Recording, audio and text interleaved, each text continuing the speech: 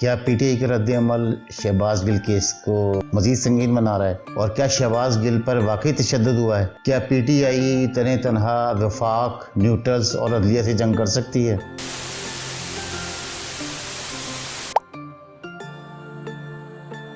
بسم اللہ الرحمن الرحیم۔ سید اسپیکس ٹی وی کی طرف سے میں ہوں سید عابد علی۔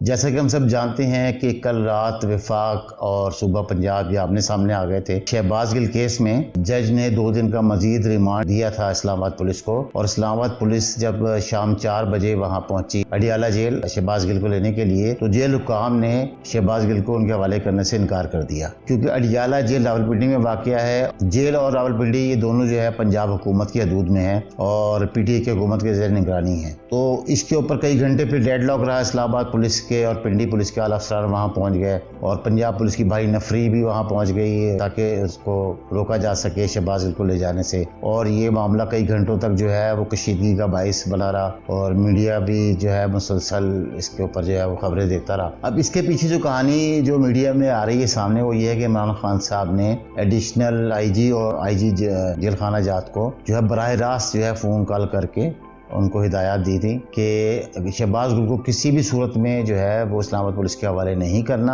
چاہے اس کے نتائج کچھ بھی ہوں۔ اور ساتھ ہی انہوں نے یہ بھی حکم دیا کہ اس کو کچھ بیماری وغیرہ کے اس کو جو ہے نا کسی پنڈی کے سرکاری اسپتال میں جو ہے وہ داخل کروا دیں، کوئی اس کا چیک اپ کر کے اور کوئی ایسا کریٹ کرے ماحول۔ اس کے بعد اسلام آباد پولیس جب پہنچی تو یہ حکام نے انکار کر دیا۔ صوبہ اور وفاق ایک طرح سے آمنے سامنے کھڑے ہو گئے، چونکہ صوبہ جو ہے وہ وفاق کے قیدی کو دینے سے انکاری تھا، اور وفاق جو ہے وہ کہتا تھا کہ عدالتی حکم ہے، چونکہ عدلیہ کا حکم بھی تھا، تو اس وجہ سے وہ، اور ویسے بھی قیدی چونکہ وفاق کا تھا، تو انہوں نے کہا جی ہم اس کو ہم لے کے جائیں گے۔ تو یہ کئی گھنٹے معاملہ اڑا رہا، اور آخر پھر وفاق نے جو ہے یا مرکزی حکومت نے حکم دیا رینجرز اور ایف سی کو کہ آپ جو ہے اڈیالہ جیل جائیں، اس سارے آپریشن کی نگرانی کریں اور شہباز گل کو اپنی تحویل میں لیں۔ جب یہ خبر میڈیا پہ چلی تو اس کے بعد پھر پنجاب حکومت وہ پیچھے ہٹ گئی، انہوں نے پھر شہباز گل صاحب کو جو ہے وہ اسلام آباد پولیس کے حوالے کر دیا، جو ان کو لے کے شہباز گل کو سیدھی پیمز ہاسپٹل آئی، اور وہاں ان کے کل سے لے کے ابھی تک جو ہے طبی معائنہ جاری ہے، کیونکہ پنجاب پولیس کا یا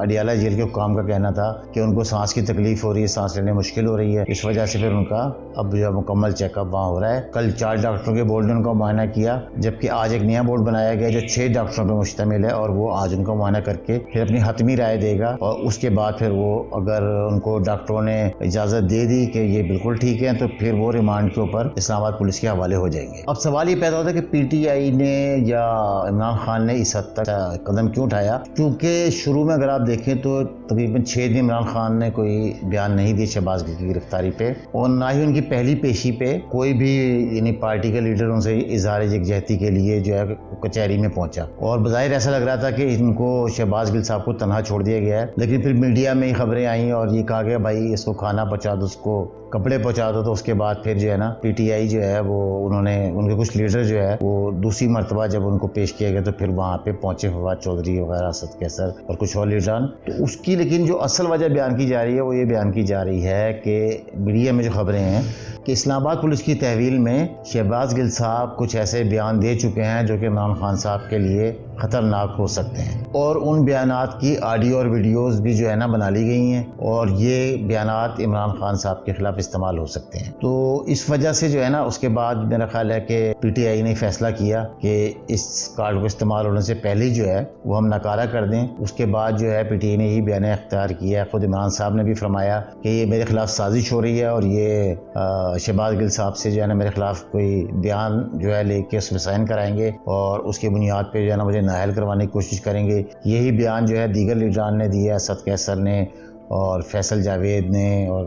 فواد چودھری نے، کہ یہ سازش ہے۔ تو سازش کا بیان یہ تو خیر پی ٹی آئی جو ہے وہ چاہے فارن فنڈنگ کیس ہو، چاہے حکومت کی تبدیلی ہو، یا اب یہ شہباز گل صاحب کا معاملہ ہے، جو بیانیہ ہے اور جو بڑا مقبول بیانیہ ہے وہ یہی ہے کہ یہ ہمارے خلاف سازش ہے۔ لیکن اس میں ایک سوال یہ پیدا ہوتا ہے کہ اگر پی ٹی آئی کے خلاف سازش ہے تو یہ سازش کیا شہباز گل صاحب نے کی، چونکہ یہ بیان تو انہوں نے دیا تھا جس کی وجہ سے آج سارا یہ مسئلہ پیدا ہوا ہے۔ حالانکہ اس سے پہلے جو ہے وہ خود عمران خان، فواد چودھری صاحب اور کئی دوسرے لیڈران جو ہے وہ نیوٹرل کے خلاف بیان دیتے رہے. فواد چودھری صاحب نے یہ تک کہا کہ ان کے منہ کو خون لگ گیا ہے, اور ایک بیان میں یہ بھی کہا کہ ججز اور جرنیل جو ہے بند کمرے میں فیصلے نہیں کر سکتے قوم کے, لیکن ان کے خلاف کوئی کارروائی نہیں ہوئی. اب اس مسئلے پہ جو بڑا بنیادی فرق ہے یہ میں بتانا بھی چاہتا ہوں کہ بہت سے لوگ کہہ رہے ہیں کہ جی نواز شریف کے بیان ہیں, عمران خان صاحب کے بیان ہیں, مریم نواز کے بیان ہیں, اور بہت سے دوسرے لیڈران کے بیان ہیں جو کہ فوج کے خلاف ہیں. یہ پہلے بھی آتے رہے, کئی سالوں سے ہیں یہ موجود, لیکن اس میں ایک فرق ہے کہ وہ تنقید ہے. اس میں کسی نے بھی کبھی بھی فوج کے جو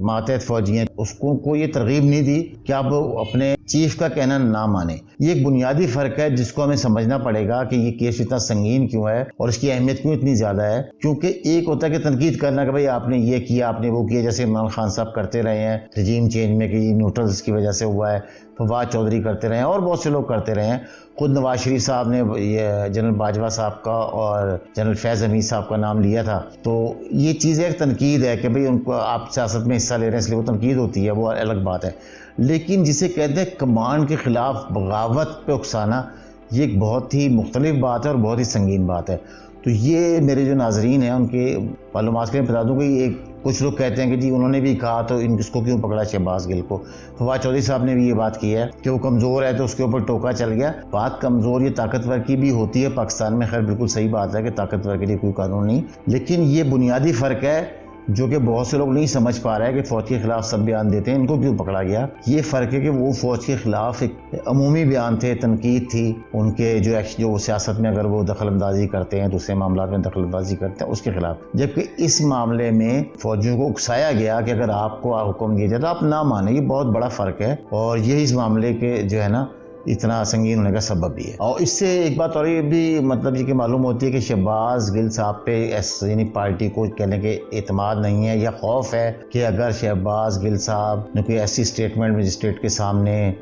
دے دی تو وہ ان کے لیے مشکل پیدا کر سکتی ہے. کیونکہ اسی کیس میں 124A کے کیس میں جاوید لطیف صاحب بھی گرفتار ہوئے تھے اور ان کو 14 دن کا ریمانڈ جو ہے دیا گیا تھا نون لیگ کے جو شیخوپورہ سے ایم این اے ہیں. اور اس 14 دن میں ان کا اپنا ٹی وی کے اوپر ان کے کلپ موجود ہیں کہ ان کو روزانہ وہاں سے نکال کے کہیں تفتیش کے لیے لے جایا جاتا تھا, اور تفتیش آپ کو پتہ ہے پھر کیسی ہوتی ہے. تو ان کے اوپر بھی بغاوت کا مقدمہ تھا, فوج کے خلاف بولنے کا مقدمہ تھا. تو 14 دن تک وہ ان کے ساتھ یہ معاملہ رہا, لیکن نون لیگ کی قیادت نے اور خود جاوید لطیف نے اس چیز پہ اس وقت کوئی زیادہ مطلب ایسا کوئی شور نہیں مچایا. جبکہ یہاں صرف جو ہے شہباز گل صاحب کا صرف 2 دن کا ریمانڈ دیا گیا اور اس کے بعد ریمانڈ نہیں دیا گیا. اور پھر وہ مرکزی حکومت نے جب اپیل کی اسلام آباد ہائی کورٹ میں, اس کے نتیجے میں اب 2 دن کا جب ریمانڈ مزید دیا گیا تو اس کے بعد جو ہے یہ سارا مسئلہ پیدا ہوا کہ پنجاب حکومت نے ان کو دینے سے انکار کر دیا. تو اس چیزوں سے یہ پتہ لگتا ہے کہ کچھ نہ کچھ ڈر, خوف یا کوئی ایسی بات ہے کہ جس سے پی ٹی آئی کو عمران خان صاحب کو خطرہ ہو سکتا ہے یا اس کے لیے مشکل پیدا ہو سکتی ہے. تو اس وجہ سے ان کی پوری کوشش ہے شہباز گل صاحب کو جو ہے نا ریمانڈ کے اوپر پولیس کے حوالے نہ کیا جائے اور ان کو اتنا موقع نہ دیا جائے, اور زیادہ سے زیادہ وہ یا تو ہاسپٹل میں گزاریں یا اڈیالہ جیل میں گزاریں جہاں وہ ان کے ہی ایک طرح سے پنجاب حکومت کے انڈر ہے. اس کے علاوہ شہباز گل پہ تشدد کا جو معاملہ ہے اس میں بھی عمران صاحب اور دیگر وزراء جو ہے وہ انہوں نے کہا کہ ان کو تشدد کیا گیا ان پہ برہنہ کر کے. لیکن عمران خان صاحب کے بیان کے اگلے دن ہی پنجاب کے جو وزیر داخلہ ہیں کرنل ریٹائرڈ ہاشم ڈوگر, تو انہوں نے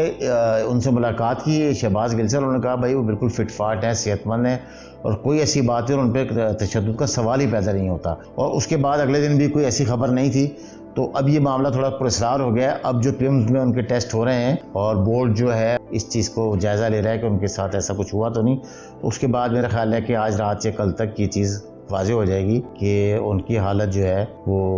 جو طبیعت خراب ہے, سانس لینے تکلیف ہے, وہ کس وجہ سے ہے, تشدد کی وجہ سے ہے یا وہ استھما کے کوئی پرانے مریض ہیں یا الرجی وغیرہ کا کوئی بھی سسٹم ہو جاتا ہے. تو یہ ہمیں ایک آدھ دن میں پتہ لگ جائے گا کل صبح تک. موجودہ صورتحال کا جائزہ لیں تو